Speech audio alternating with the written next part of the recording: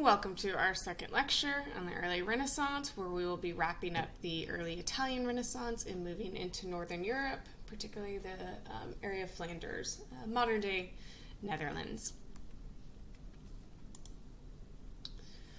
So let's discuss Fra Filippo Lippi, but before we discuss the artwork, just some fun background information about him. The Fra refers to his past as a friar. So he was living in this monastery as a friar, and he ended up having an affair with a young nun at the convent near him. And they both ran away and ended up getting married and leaving their positions as a nun and a friar in the church. And so then he becomes this artist. So just fun little background story. He's a favorite of the Medici, one of their favorite artists, as well as just almost like a friend and confidant. They had I could imagine many discussions over dinner, etc. And so he's a really influential artist. We're going to study Botticelli next. He's one of the major players of the Renaissance. Once you see his artwork, you will likely recognize it, or at least recognize it many times in the future. He also influences Leonardo da Vinci and then a later movement of the 19th century. So let's talk about this idea of three-dimensionality. And we had already discussed linear perspective, which we don't really have here. But Fra Lippi is playing with space here. So I want you to take a moment to run your eyes around this painting and see what's interesting about it. Okay. So hopefully you notice that this frame is not the actual frame to the painting, that he has painted it because our Madonna, our Mary, Mother of Jesus, and the stool, etc., are overlapping in front of it. This angel figure here is overlapping in front of it. So he's playing with this idea of space, not in the same way as linear perspective, but in terms of overlapping. He also is creating, actually before I go into that, let's continue talking about space. And so he's not using linear perspective, but he is using atmospheric perspective. We have this clear foreground of our figures close up to the edge of the picture plane, nearest to the viewers. Not so much a middle ground, but we do have this extensive background, which is quite hazy. And we're going to see this landscape component, this major landscape and this atmospheric perspective really played out by Leonardo da Vinci. So we see that direct influence. So, but let's come back to this idea of creating three-dimensionality on a two-dimensional surface. So he's going to use light and dark for this. What do I mean by that? So let's consider when you were looking at this frame, you started to realize that the Madonna's in front of it, and you may have picked up on this shadow here. So there's this sense of light. And so our light source is in the upper right corner. Okay? And he is having the light come down, and then we have areas of her face that are highlighted and her chest, and then other areas that would naturally be in shadow. So the formal element of light and dark, okay, and the shadow and highlighting are creating this sense of volume of these figures. When this is done on a figure with this highlighting and shadow, this is called modeling. Okay, so the faces, he's using modeling to create a sense of volume in all these figures, but we can especially see it with the Madonna with this highlighting. Should also note the medium tempera on wood. Tempera is a paint where it's pigment mixed with egg yolk, okay? And it does darken over time. So these paintings that are made out of tempera, there are attempts at lightening it, but for the most part they're darker than what they would have been originally, especially with the darker colors. And the common other medium is it's on wood. Anyway, so we have this sense of volume through modeling, through highlighting and shadow. Here's a close-up of that.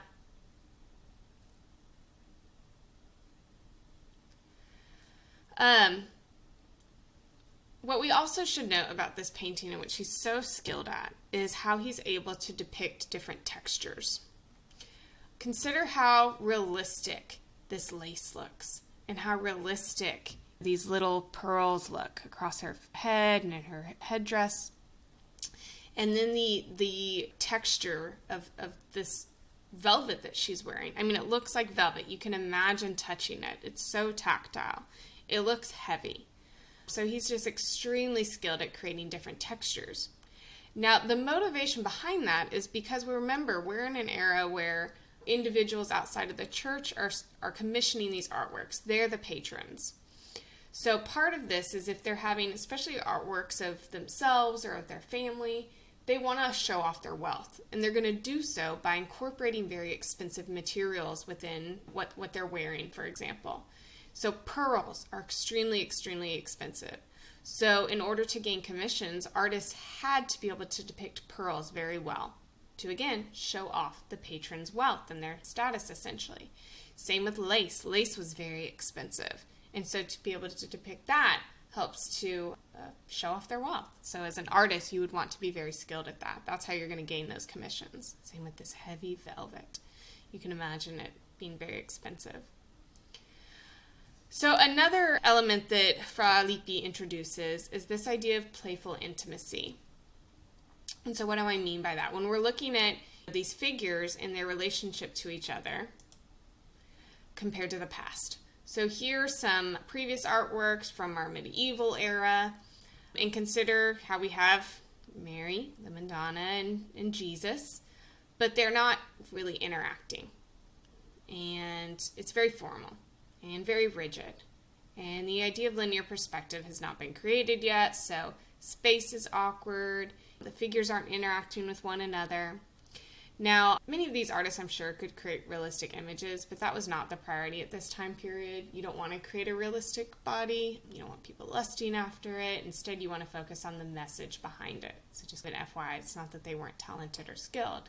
Consider how realistic this drapery looks here. That just wasn't their priority. Now, we're prioritizing realism, or attempts at it, experimenting with it.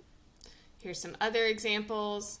And so we have this similar gesture of Jesus reaching for Mary, and Mary looking serious throughout. But there's this added element of intimacy, and that's done partially because of this baby Jesus reaching, grabbing her more realistic looking claw, but also the playfulness of the angels when you consider it. He's smiling here. So there's this element of more life, of vitality.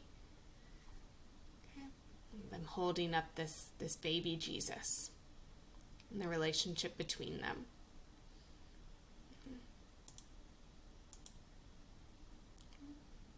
So we have this realistic figure style, there's modeling, all these different details of creating different textures. We talked about the background. Don't really worry about sfumato, that's just like extremely hazy background. We'll see that with Leonardo da Vinci, with the use of atmospheric perspective. Now let's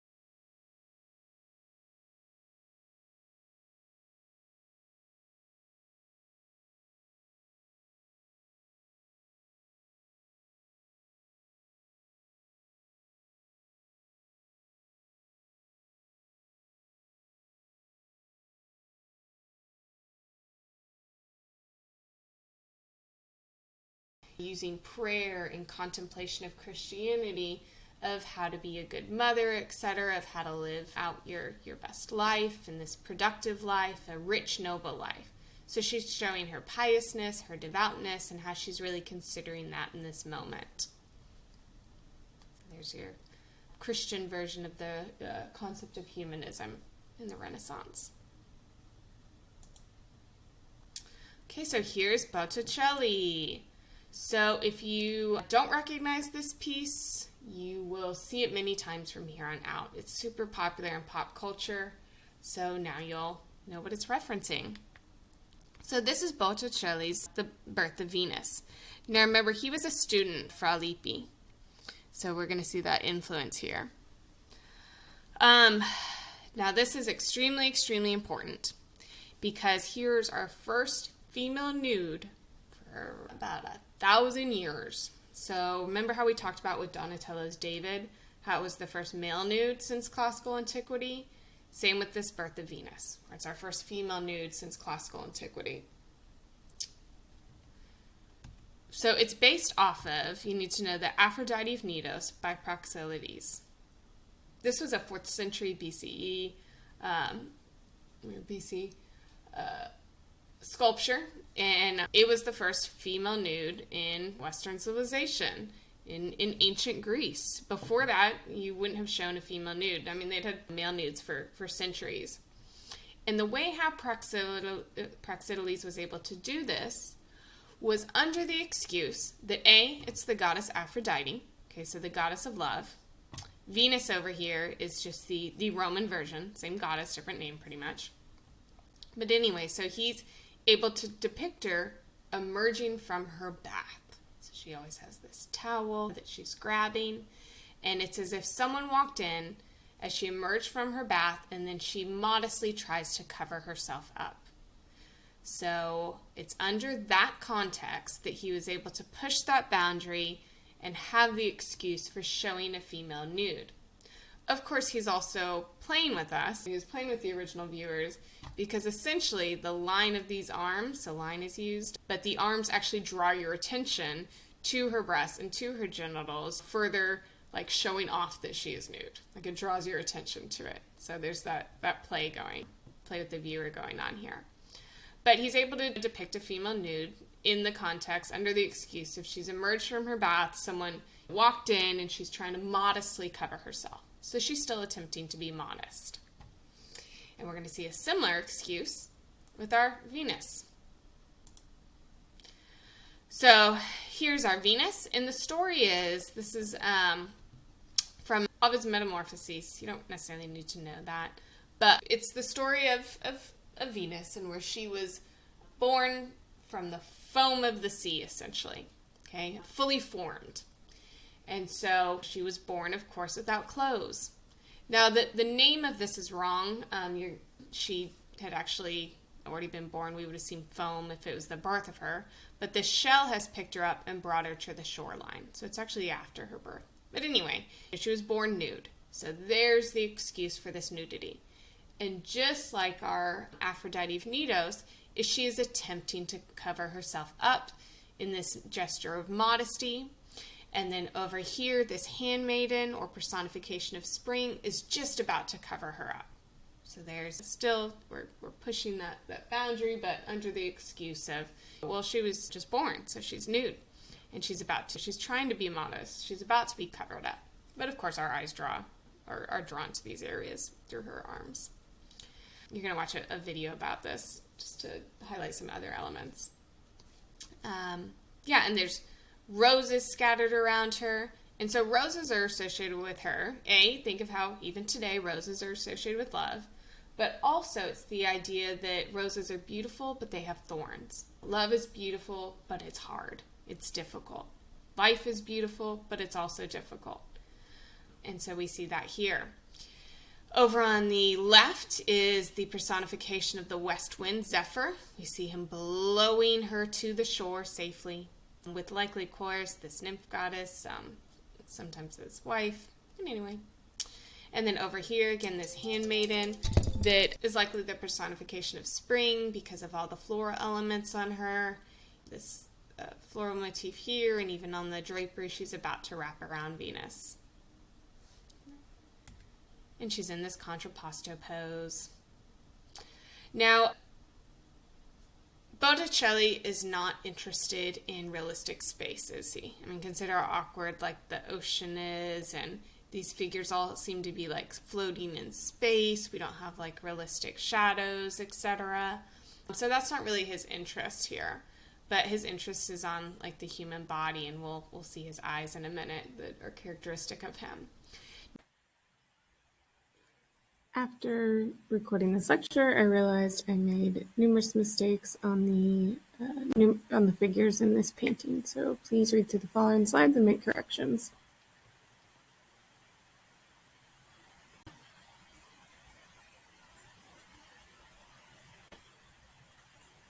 particularly with the West Wind and the Nymph Chloris.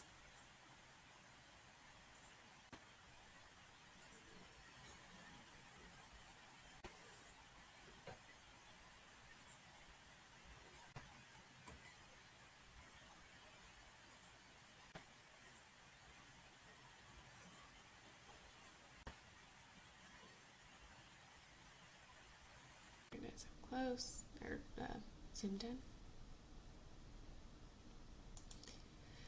Now, Botticelli is recognizable by his eyes, which, I should have it as a next picture, is it's similar to how his teacher, Fra Lippi, really emphasizes the eyes. Look how much he's outlined it. So we see the similarity when we're looking at Botticelli's. Here are other instances. Again, the eyes are what make him recognizable.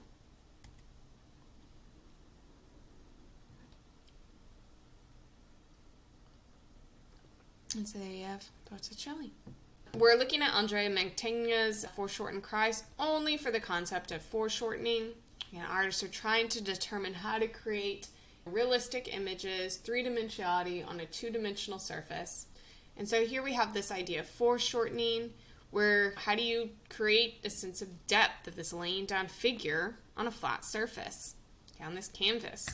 And so the body looks somewhat distorted and foreshortened in order to create this sense of depth, of laying down. So you're looking at the weird, awkward angles and distortions that the eye perceives in creating space. This one's a particularly dramatic perspective, but just highlights the idea of foreshortening. This awkward angle. Okay, let's head up to the Northern Renaissance, where we will be looking at the area of Flanders, modern-day Netherlands. Now, notice how geographically we're very distant from Italy, where we just were. We were looking at Florence primarily, we saw Persia and Rome, but we are extremely far removed from this region. So consider how, A, we're far away from the Pope, from the church, so we'll see less of the emphasis or authority there. But also, this is not part of our ancient Rome, Greco-Roman classical antiquity area. The artists are not traveling all the way to Italy to study these artworks of classical antiquity. That's not their priority. That's not an influence in this region. Okay, so that's important to note, a big key difference between Northern Europe and Italy. Often called like Burgundy, it was under the duchy. You don't really need to know that, just the region of Flanders, modern day Netherlands. And we're going to start with the workshop of Robert Campins and the Annunciation Triptych, aka the Marode altarpiece, interchangeably. So this is actually let's even talk about the workshop. So remember how we were talking about with the guilds and how you have to go through this process to become a master. And part of that is where you are an apprentice under a master. And so Robert Campin is a master, and so he has this workshop of artists that he's training. And so for a while, this painting was unknown, and then it was associated with Robert Campin, and then art historians noticed key elements that seemed to be different from his work, and they determined it was by his workshop. In other words, his apprentices would be working on this artwork. So we have numerous artists, essentially, but it's from his workshop. Okay, so this is a altarpiece. It's called a triptych because it's a 3-paneled altarpiece. Try. So if you'll notice, here's on the left, this wood panel, the 2 hinges that attach it to our central panel, and then over on the right is our other panel.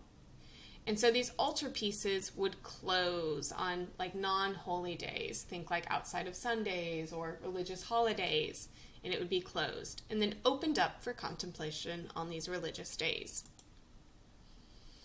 We're going to go through each of these panels. So the argument is that the central panel had already been made, and then someone would come in and want to commission an artwork, and so the other ones would be added according to their specifications.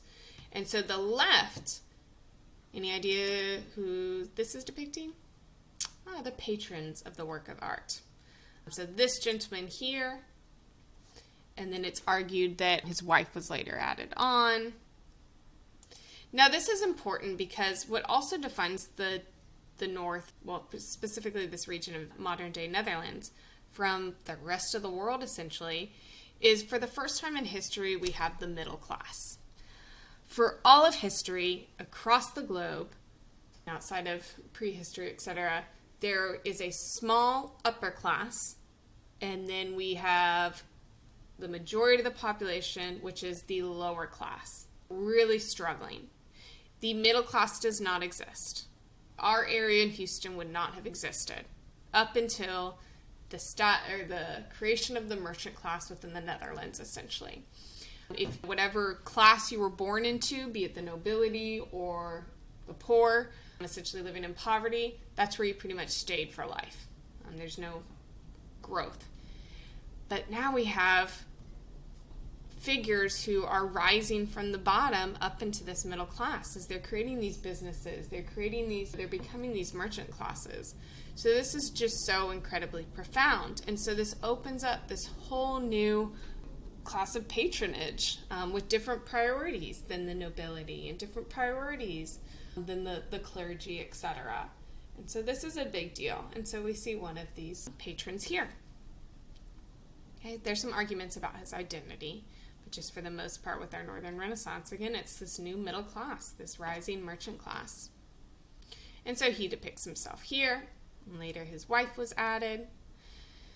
And so let's look at this scene a little in more detail.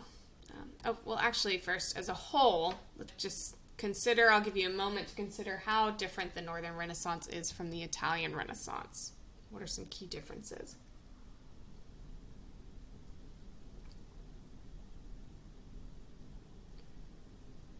So we have many details, which we'll get into. But they're not concerned with creating a realistic sense of space, right? I mean, look how awkward the dimensions of this room are in this sliding table. That's just not a priority. It's not that they were likely incapable of that. It's just that that wasn't what they were prioritizing with artworks. These more rounded faces, etc., are really indicative of of Northern Europe for centuries. And these are idealized versions of the human body for this region. Okay, now, to define the Northern Renaissance, and I want you to star and bold and highlight, there is a meticulous attention to detail. Okay? Meticulous attention to detail. So, if you were thinking of an artwork and it has this patron who's commissioned it, you'd probably be putting most of your details in the patron to honor him. But with the Northern Renaissance, every area of these paintings are in such detail. So consider the details of these figures and the different textures here. Then look at this wood, at this door that's slightly ajar, and the metal elements. And look at all the even floral motifs, these are forget-me-not flowers, and the details of that. Let's move back and how this guard standing here, the straw hat and the different textures of his body. And again, this clearly wooden door, and look at the shining metal. And then even in the background there's such this meticulous attention to detail. From the figures sitting here, the clothes laying out to dry, the houses are each separate and detailed. Every element across these paintings is given such attention in detail. This is what defines the Northern Renaissance compared to the Italy. All around, every tiny element is detailed. So, our patrons are hearing and witnessing this main panel, the Annunciation. So what also defines the Northern Renaissance is this idea of symbols. And in art history, we call those iconography. So we're going to do a symbol analysis, art history and iconographical analysis. And I'm only going to cover a few of many. So this is the scene of the Annunciation, where the angel Gabriel came and told Mary that she will become pregnant and give birth to Jesus Christ. And so consider how involved she is with these religious texts. Here's the Bible. This is actually a later book, the Book of Hours. But either way, she's so involved with this religious contemplation and thought and reading, she hasn't even noticed this angel that has appeared. So she's extremely pious and holy, hence why she was chosen. Now let's talk about some of the symbolism here. So if you'll look up to these circular windows, and coming down from it through these golden rays is this awkward, very pale baby Jesus carrying the cross. Here's a close-up over here. So this is referring to she's about to become pregnant with Jesus Christ, and his death later will be by crucifixion, and then he'll rise again. But either way, the idea is she knows this from the beginning, foretold. But so this helps to tell the story. You don't really notice that at first, do you?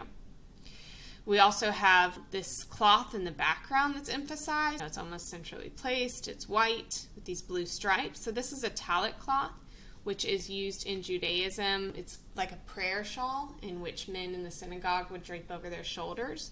Because remember, Christianity comes out of the Abrahamic religion. This was Jesus and Mary were Jewish. This is a Jewish foretelling of the Messiah. And so we have that clear indication here. The Torah here, these lilies are associated specifically with Mary. Lilies are because they're white and it's associated with purity. There's 3 of them, so an argument for the Holy Trinity, an important concept with Christianity. And also this recently extinguished candle with the smoke refers to the presence of the Holy Spirit. Okay, so that is just one of numerous symbols across this painting. So that is done because consider back to our new patronage of this middle class and how you want to keep these commissions coming in as an artist. So if you incorporate these almost hidden symbols throughout the painting, these patrons, these viewers are constantly re-engaged in the painting. Each time they open this altarpiece, they may notice a new symbol, like a Where's Waldo, of finding these new symbols.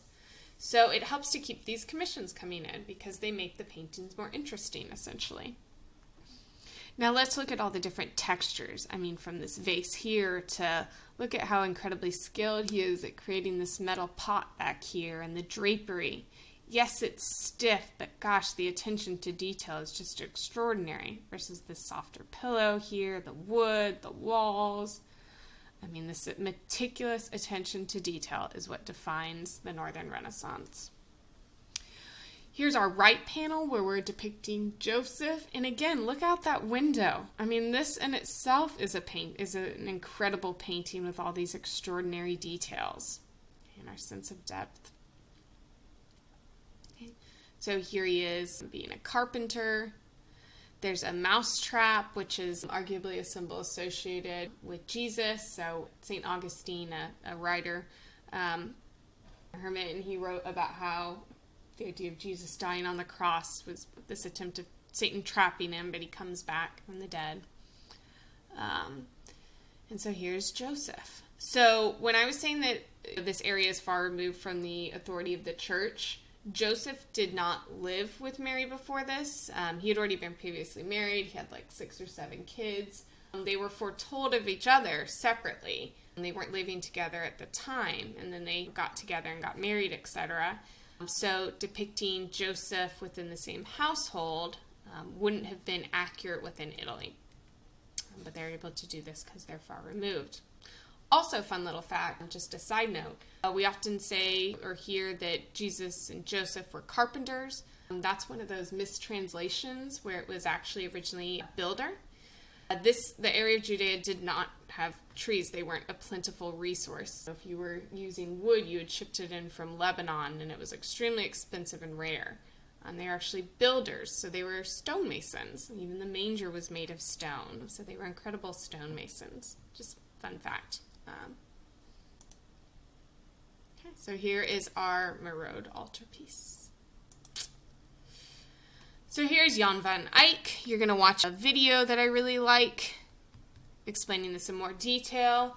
But this is the Arnolfini portrait, which this artist and this painting are so popular, even still today up for debate about the meaning of it. So first of all, we have our Northern Renaissance, a meticulous attention to detail by all these extraordinary different textures. I mean, consider the metal of this chandelier hanging down, the velvet and fur of his clothing, the thick velvet and fur of her clothing, or not necessarily velvet, but this drapery, the lace, the wood, the shoes, the dog, the oranges, the glass on the windows, etc. The mirror, he's just extraordinarily skilled. Now, notice our new medium, oil. So Jan van Eyck really utilized oil. He was one of the first. And so part of this, and actually I should have mentioned that here with the Marode altarpiece, sorry, is the use of oil is picked up by these Northern Renaissance artists. And that medium enables them to create this meticulous detail. So that's part of the reason for this meticulous detail. So yeah, there's so many different theories about this. This is one of those favorites by our historians because we're not sure about the exact message of it or meaning or context. But anyway, it's likely a depiction of Arnolfini, this new merchant, trying to show his wealth and make a name for himself. Here's Jan van Eyck. And his arguably new wife. But we'll get into some of the debate about this and you'll watch a video about it. Yeah, so here is Arnolfini and his wife within the context of their bedroom. Now, some will argue that this is a depiction of their marriage. It wasn't so common for like modern day weddings, etc. It was more just like a little informal or a little small gathering of like a quick marriage type thing. So this could be a marriage ceremony. Could be. We have these rich colors, these rich tones. It's just really extraordinary. And so their hands are together. His hand is lifted in almost this idea of this vow. Now, many will know, oh, she looks pregnant, but this was actually, so there's some arguments about this, is A, she's holding it here, that was a popular gesture, but also some will argue it's a marriage scene because she's showing of her desire to become pregnant. Again, this fear of the woman at this time period, her role in this marriage. The dog down here, we're doing iconographical analysis, is dogs represent loyalty. Okay, so there's another argument for why this is likely a marriage portrait, is the idea of loyalty. Here's why they think it's Giovanni Arnolfini. There's a close-up. So again, let's just appreciate for a moment just how incredibly skilled Jan van Eyck is at all these different textures. My goodness. Okay, from the gold bands, the rings, the belt, the cloth, the fur, the lace, etc. Over here on the left, again, look at this stained glass window above. Notice this orange here. This orange indicates wealth. These are not indigenous to the region of the Netherlands. He's a merchant. He's brought this in from elsewhere, the tropics. And so this attests to his wealth that he's able to have oranges, especially during a cold season, by their clothing. So consider the metal. And we have one candle here. Okay. Some argue that this one singular candle represents like the eye of God, that he's witnessing this. Some argue that because their shoes are removed, her shoes here, his shoes in front, that these sacred ceremonies, you take off your shoes. So there's another argument for it being a marriage portrait. Oh, I should note the rug in the background. This has been imported from the East, and so again, attesting to his wealth. That dog, loyalty. And then back here on the bedpost, so A, we have a bed on which she's standing closer to, again, reiterating her role. And here's St. Margaret, and she is the saint for childbearing. We have our broom of tidying up the house, etc. Oh, and what do we have over here? Here's a mirror. And if you'll notice, look, there's two figures who are witnessing this. Let's look up here real quick, and what's written says Jan van Eyck was here. So he signed his name. Have we seen that before? Nope. This attests to how prolific of an artist he is. That he is signing it front and center. The status of the artist is so high right now. Showing off all these different textures. So around this mirror, we have scenes of stories of Jesus. Again, let's look at how we can see these two figures witnessing perhaps this marriage ceremony. These prayer beads here. This meticulous attention to detail. I mean, this in itself could be a painting, right? Close.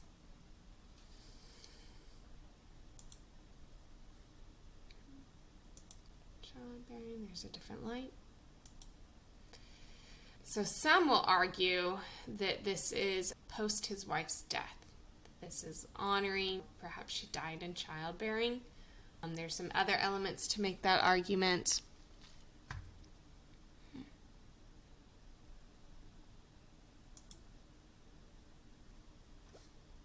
I'll watch a cool video about that. We don't really have time to go into details of the Ghent altarpiece because I want you to see that other video, and we're crunched with that ice day. But just note that this is an extremely important art piece by Hubert van Eyck and Jan van Eyck. You know, we see other artists later on painting this artwork, but how important it is.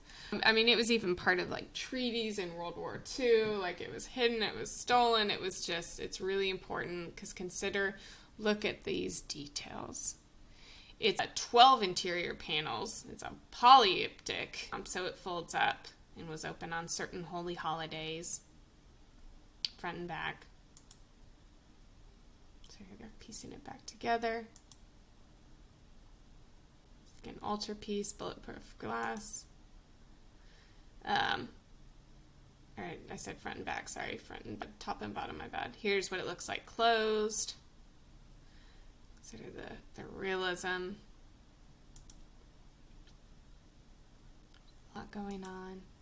But here's the Virgin Mary, Jesus the Almighty, John the Baptist, and just look at the details of how extraordinarily skilled he is at these different textures.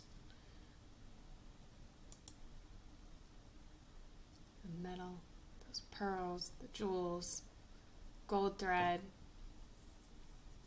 that meticulous attention to detail, and just how extraordinarily skilled they are. Adoration of the mystic lamb be associated with Christ.